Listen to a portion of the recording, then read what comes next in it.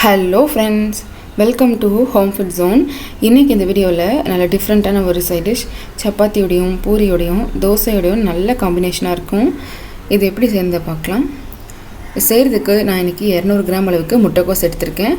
நான் வந்து red cabbage எடுத்துருக்கிறேன். நீங்கள் வெள்ளை இருந்தாலும் எடுத்துக்கலாம், உங்கள் விருப்பம் தான், எது வேணாலும் நீங்கள் எடுக்கலாம். இது வந்து நல்லா துருவி எடுத்துக்கணும். இந்த மாதிரி பெரிய ஓட்டை இருக்கிற கிரேட்டரில் நீளமாக துருவிக்கோங்க. அப்படி இல்லைன்னா ரொம்ப பொடுசாக கட் பண்ணி எடுத்துக்கோங்க. இது செய்கிறதுக்கு ஒரு பேன் சூடு பண்ணிவிட்டு டீஸ்பூன் அளவுக்கு எண்ணெய் சேர்த்துக்கோங்க. இதில் 2 டேபிள் ஸ்பூன் அளவு வேர்க்கடலை, 7லேருந்து 8 பல் பூண்டு, 5லேருந்து 6 காஞ்ச மிளகாய் உங்கள் காரத்துக்கு ஏற்ற மாதிரி பார்த்து சேர்த்துக்கோங்க. வேர்க்கடலை நல்லா வறுப்படணும், பூண்டு கூட நல்லா செவந்து வரணும். ஒரு 2லேருந்து 3 நிமிஷம் லோ ஃப்ளேமில் வச்சு வறுத்து எடுத்துக்கோங்க. இப்போ இந்த சமயத்தில் ஒரு கைப்பிடி அளவு கொத்தமல்லி இலை, கூடவே 2 டீஸ்பூன் அளவுக்கு கொத்தமல்லி எல்லாத்தையும் சேர்த்து நல்லா வறுத்து எடுத்துக்கலாம். கொத்தமல்லி நல்லா பச்சை வாசனை போய் சுருண்டு வதங்கணும். இந்த அளவுக்கு நல்லா வதங்கணும். இப்போ இதை ஸ்டவ் ஆஃப் பண்ணிவிட்டு நல்லா ஆற வச்சிடலாம்.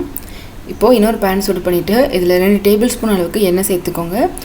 1 டீஸ்பூன் அளவு கடுகு நல்லா பொரிஞ்சதும் 1 டீஸ்பூன் சீரகம் சேர்த்துக்கோங்க.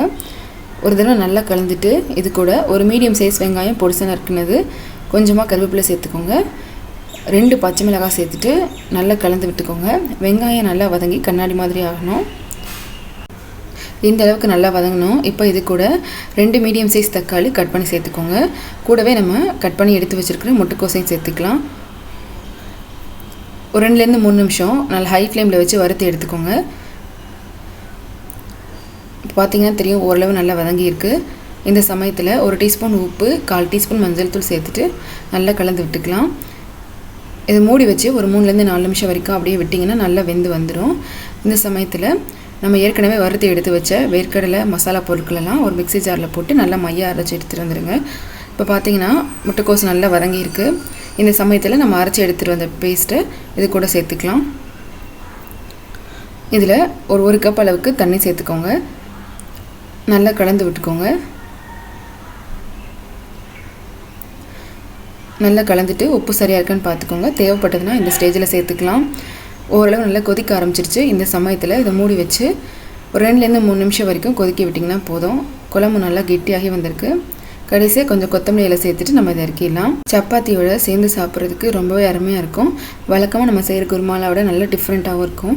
கண்டிப்பாக இதே மாதிரியே நீங்கள் செஞ்சு பாருங்கள். இந்த ரெசிபி உங்களுக்கு பிடிச்சிருந்ததுன்னா லைக் பண்ணுங்கள், ஷேர் பண்ணுங்கள், கமெண்ட் பண்ணுங்கள். கண்டிப்பாக ஹோம் ஃபுட் ஜோனுக்கு சப்ஸ்கிரைப் பண்ண மறக்காதீங்க. இதே போல் நான் நல்ல ரெசிபியோட நாளைக்கு உங்களை வந்து மீட் பண்ணுறேன். அது வரைக்கும் பாய்.